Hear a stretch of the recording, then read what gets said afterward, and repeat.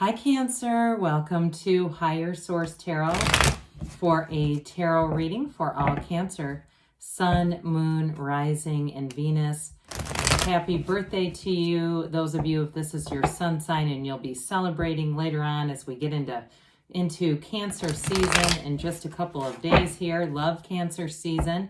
Excited about it myself, and if you're new here, welcome. I post new readings on Friday, then again on Monday. So if a reading doesn't resonate, don't ever try to force it.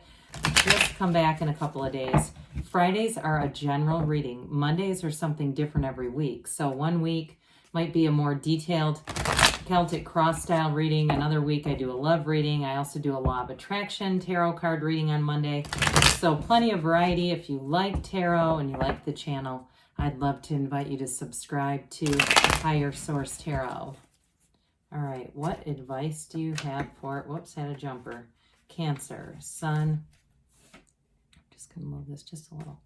Moon, Rising, and Venus. What does Cancer need to know, please? For the best and highest good of all concerned with Cancer. Messages for Cancer, please. Okay.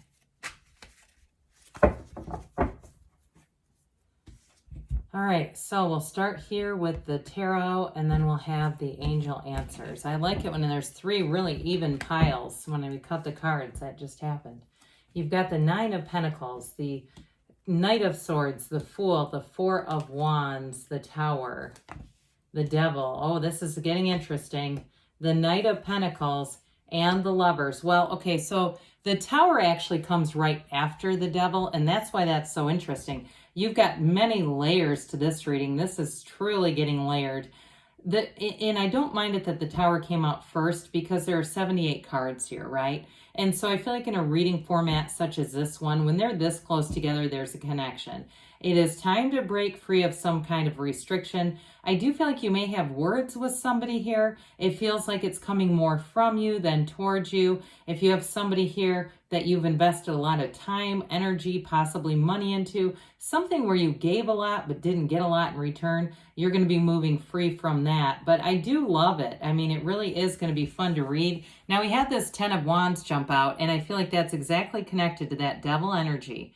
It's like this bottomless pit with no return. Now, wands are about expansion and growth and enterprise, so I don't want to totally discount this card, but it's a lot of effort putting forth here. And so with the Ten of Wands, the good news is it's a new cycle coming in. It's time to put those wands down. There's a house in the backdrop. It's like they're almost telling you, you're almost there.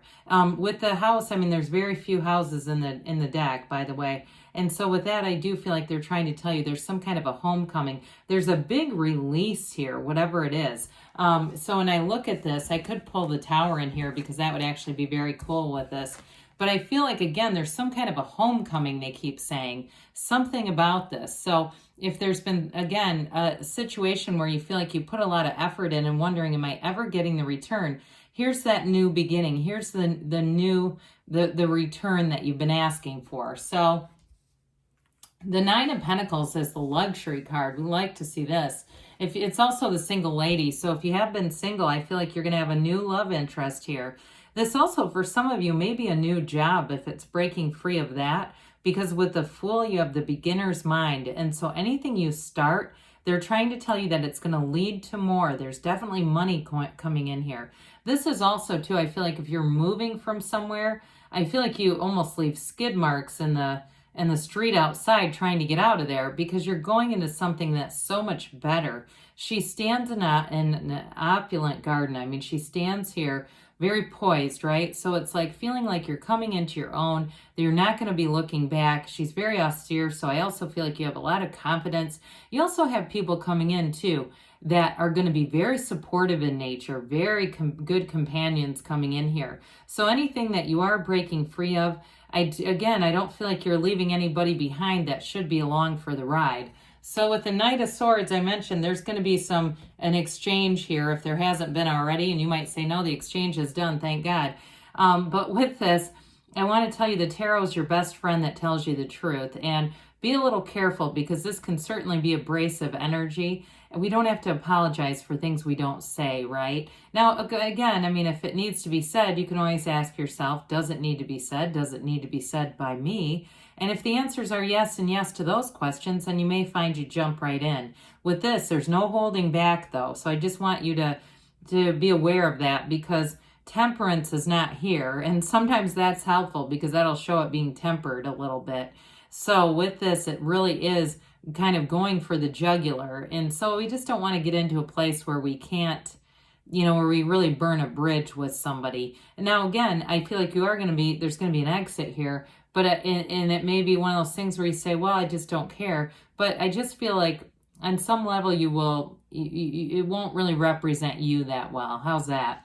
So I never mentioned this, but you have Gemini, Capricorn here, 4 major arcana, so half of the cards. You've got a big transition coming. This is a major turning point for you. I'm telling you, you are going to have the biggest release, whatever this is about. The Tower, when we get to that, is also called life experience in some decks. And so what's cool about that with the Fool is your soul here and this life journey, this hero's journey. The Fool represents you going out and really truly standing in the sunlight of the spirit. And so I feel like you're ready to start anew. You're ready to start a new page, a brand new beginning, a fresh, brand new clean slate. And so with this, you're going to move forward. But again, you've got great companions. You know who you are, but you don't live in the past. You don't live with regret, which is why we chatted it up for a minute about that Knight of Swords. Because this is a clean energy where you walk free. You don't walk with burdens at all. You also walk in the truth. This is a card of trust, enthusiasm, and new beginnings. So you've got this transition, but it comes in to tell you your soul is always victorious. And so with the Fool, I think I mentioned it's the beginner's mind. That's what it's called. You're completely receptive in this energy. You're non-judgmental for sure. So I also feel like, and I mentioned you're attracting people. Part of it is that. They feel that energy. And I feel like you're going to have somebody say, somebody's going to hear this, you are one of the most non-judgmental people I've ever met in my life. Somebody's going to tell you that. I just hear it. It's 0 though, too, by the way, which means you're standing in the field of pure potentiality. You can have, do, or be anything. And here again, we talk about this homecoming. You're leaving something restricted and you walk through those beautiful arches, the 1111 card. It's a card of great synchronicity, and I feel what they're trying to tell you is get into alignment, be in a place of meditation, quiet the mind down, release any resentments, any old wounds, any frustrations, let go of it all, because from there you're this receptacle for all things good. And so with this, you walk free. You may see synchronicities all around you because of the 1111 trademark here, but it really is a card of freedom and its law of attraction. So in terms of a job, it's progressing. It's moving into something that's a much better fit for you. So with the Tower here, again, there could be a representation too of somebody moving out of a house as well. I do get that, and into somewhere else. The Tower, we know, is a tower built on sand. It's not built on a stable foundation. It's also being tied to the ego. So when we talk about these two together, the darkness in the card represents contrast, but it also represents the shadow aspect of your own personality. And the shadow is the greatest guide into the light. So we don't try to block it, we embrace it. Now, I want to tell you too, I mentioned that the Tower is called life experience in some decks. The Devil is called ego. And so with this, the Tower, the lightning bolt here is the universe knocking off that crown of the ego. It's freeing you up. It is a big breakdown for a huge breakthrough. I feel like it's a pattern or a cycle that will not be repeated. And it's that freedom. It's joyous, happy, joyous, free from here on out as we get into things. So as we talk about the Devil, this is a card of restrictive patterns, of ignorance. And it's very different because Adam and Eve here are chained, right, to the devil. But when they're with the Archangel Raphael, they look up into the divine. So I do feel like this represents a person for some of you, or it could be that pattern if it was a job or living in a situation where you felt like you couldn't get out of it. You couldn't get anything better, maybe temporarily, and it became a cycle of really staying stuck. But it's time to leave these limiting beliefs, these limiting patterns behind, because you have so much more coming in. I also mentioned too, if you had somebody who took advantage of you, this person it feels very deceitful to me. I just don't feel like there's somebody to continue to try to invest money or time into, quite frankly. Well, good news does come on the way here. The Knight of Pentacles, Knights come in of service.